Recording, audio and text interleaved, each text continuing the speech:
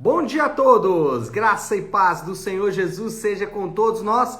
Uma ótima sexta-feira para todos. Hoje é dia 10 de março de 2023. Seja muito bem-vindo ao nosso devocional de hoje. E nesta sexta-feira, encerrando aí a nossa maratona de leitura bíblica, a nossa semana também de devocionais, vamos de Jeremias 13, 14 e 15, finalizando então a primeira parte aí do livro do profeta Jeremias. Eu quero ler um texto aqui que vai dar base aí para a nossa conversa nessa sexta-feira. O tema do nosso devocional é a missão do profeta.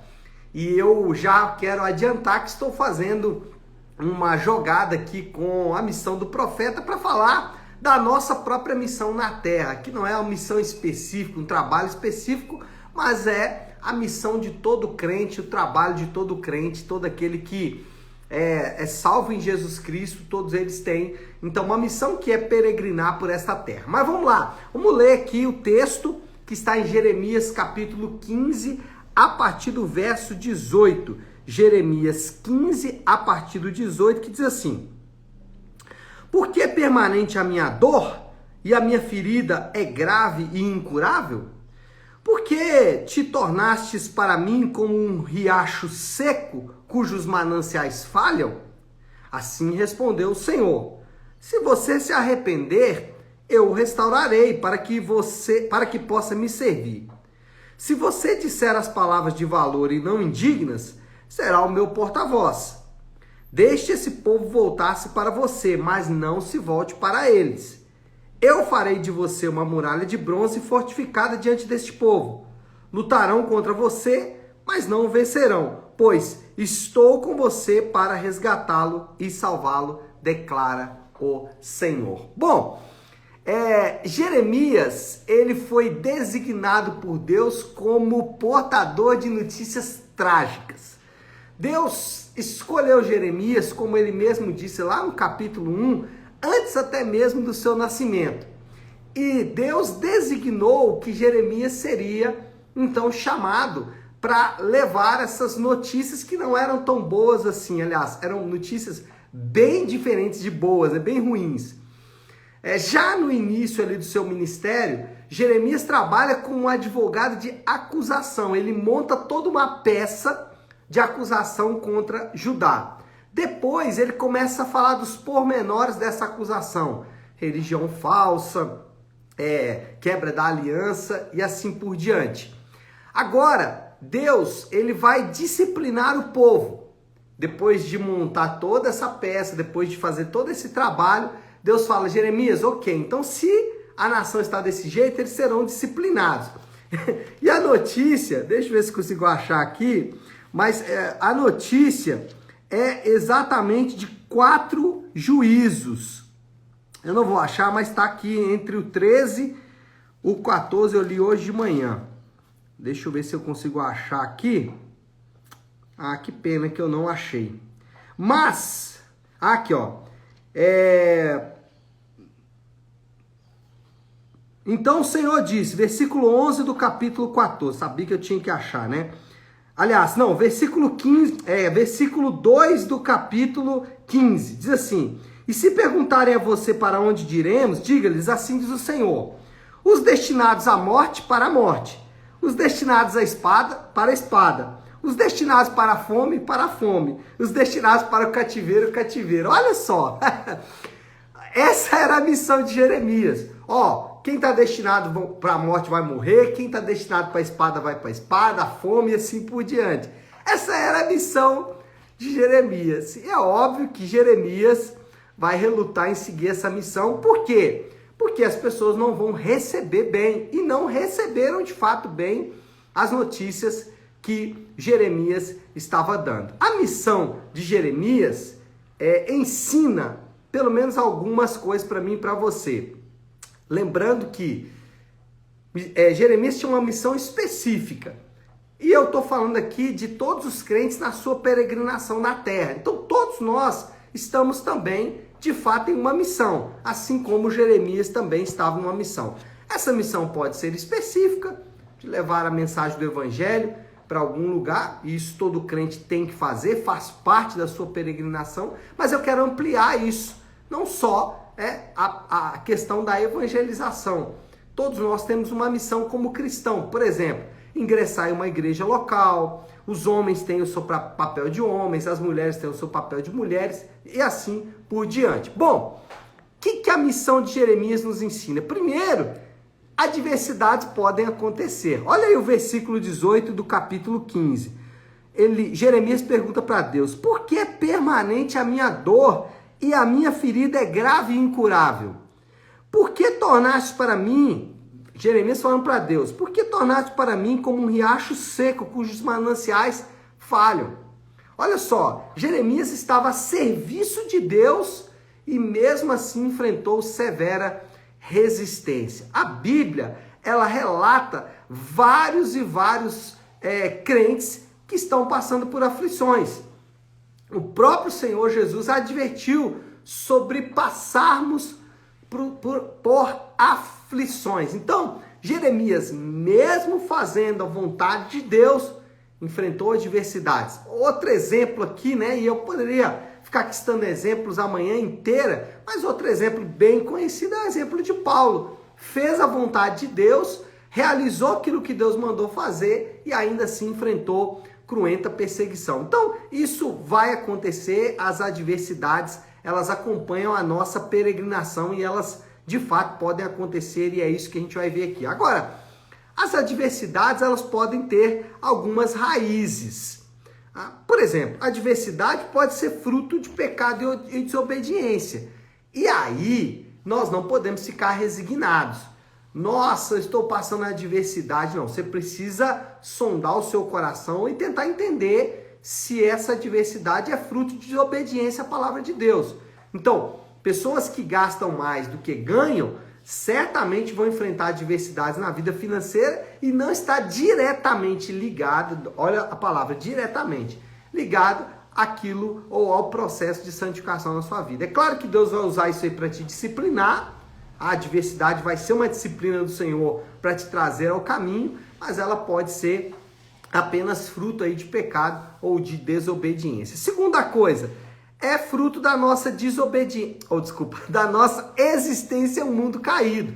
A adversidade pode ser simplesmente resultado desse mundo caído. Ou pode ser parte do processo de santificação. Ou pode ser as três coisas ao mesmo tempo, tá?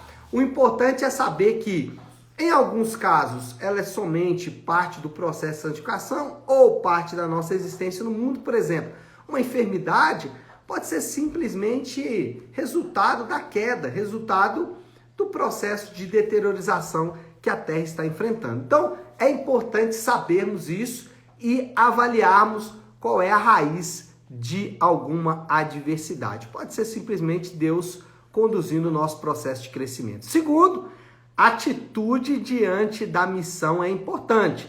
Atitude diante da adversidade e da missão é importante. Olha o que Deus fala aqui no versículo 19. Eu não restringi a adversidade porque Deus incluiu a missão aqui. Ele disse assim: se você se arrepender, versículo 19, né? 15 e 19. Se você se arrepender, eu o restaurarei para que possa me servir. Se você disser palavras de valor e não indignas, será o meu porta-voz. Deixe este povo voltar-se para você, mas não se volte para eles. Deus adverte o profeta sobre a sua atitude. Ele fala: olha, a sua atitude precisa se manter em santidade. Não é porque você está enfrentando essa adversidade que você vai abrir mão da santificação, você não vai abrir mão da santidade. Você deve continuar a sua missão, deve continuar o seu trabalho, deve continuar o seu serviço. Para dar um exemplo de alguém que trilhou um caminho diferente, o próprio povo de Israel no deserto. Lembra? Diante da peregrinação, eles resolveram fazer o quê? Murmurar. E foram advertidos severamente por Deus. Foram disciplinados, na verdade, por Deus por causa da sua murmuração. E o ensino aqui é que não podemos nos entregar ao pecado em meio à adversidade. Então, quantos que nós conhecemos que na adversidade, por exemplo, da solteirice, né, ou alguém solteiro, se entrega então à libertinagem. Estou dando um exemplo, alguém que está com problema financeiro e se entrega ao empréstimo, vai no banco e faz um empréstimo, nada contra fazer um empréstimo no banco, mas muitas vezes é para resolver um problema que está ligado a outro pecado, que é a falta de mordomia, ou seja, o indivíduo não administra corretamente os recursos que Deus deu para ele, e aí ele precisa então resolver isso, em vez de se arrependendo dessa má administração, ele vai em busca de empréstimos bancários. Eu estou dando exemplos aqui, mas o ponto é dizer que não é desculpa para quebrar a lei de Deus as adversidades. E isso vai acontecer. Nós vamos ser tentados a abrir mão da lei de Deus e da vontade de Deus através de sua palavra durante a adversidade. E em terceiro lugar, então, primeiro, adversidades podem acontecer, atitudes diante da missão. A atitude diante da missão é importante, ou seja, não podemos nos entregar à licenciosidade durante a missão. E terceiro, o Senhor promete ser o nosso aliado na missão. Olha aí que lindo esse versículo de número 20, que diz assim: eu farei de você uma muralha de bronze fortificada diante desse povo. Lutarão contra você, mas não vencerão, pois eu estou com você para resgatá-lo e salvá-lo, declara o Senhor. Interessante que Deus promete que estará presente com Jeremias. Ele fala: eu estarei com você, esse povo vai se levantar, mas eu vou fazer de você uma muralha de bronze fortificada, eu vou cuidar de você em meio à perseguição que você vai passar por causa das notícias que você está trazendo. E o princípio que Deus está querendo lembrar aqui é que a sua presença em meio à adversidade é constante em toda a Bíblia. Então, o que Deus está lembrando aqui, Jeremias, é óbvio que a gente, como eu sempre gosto de dizer, a gente não tem que tentar recriar a experiência de Jeremias. A experiência de Jeremias foi única, aconteceu lá e deve ficar lá. O que eu posso fazer é pegar o princípio e trazer para a minha própria vida. E o princípio aqui é a presença de Deus constantemente em meio à adversidade. E aí, né, gente, a Bíblia toda tá cheio disso, né? A Bíblia toda relata isso. Deus presente em meio à adversidade. O ponto aqui é ressaltar que Deus vai estar, o Senhor sempre vai conduzir o seu povo em santidade até o fim. Ou seja, aquele que começou a boa obra é fiel para concluí-la. Aquele que diz que vai, aquele que diz que nos elegeu, nos predestinou, chamou, justificou, também vai glorificar. Ou seja, ele vai levar a cabo os seus bons propósitos, e essa deve ser o nosso conforto, a nossa esperança. O Senhor que prometeu, ele vai levar a cabo então a sua missão. Bom, moral da história, já para finalizarmos o nosso devocional de hoje. Deus jamais abandona os seus durante a peregrinação na terra. Se somente confiarmos no Senhor, vamos experimentar seus livramentos. Então, essa é a grande moral dessa história. A moral da história é que Deus jamais abandona os seus e que nós devemos continuar confiando no Senhor. Não deixe de confiar no Senhor, não passe a confiar no dinheiro, no sexo, em outros deuses, em deuses falsos, em outras religiões. Não, continue confiando firmemente no Senhor, porque Ele vai trazer grandes livramentos para o seu povo. E aí, qual é o desafio do Léo para essa sexta-feira? Ou seja, qual é a aplicação que a gente pode propor a partir de tudo isso? Bom, a aplicação passa por responder uma pergunta. Qual é a sua atitude na tribulação? Qual é a sua atitude durante a tribulação, durante a adversidade?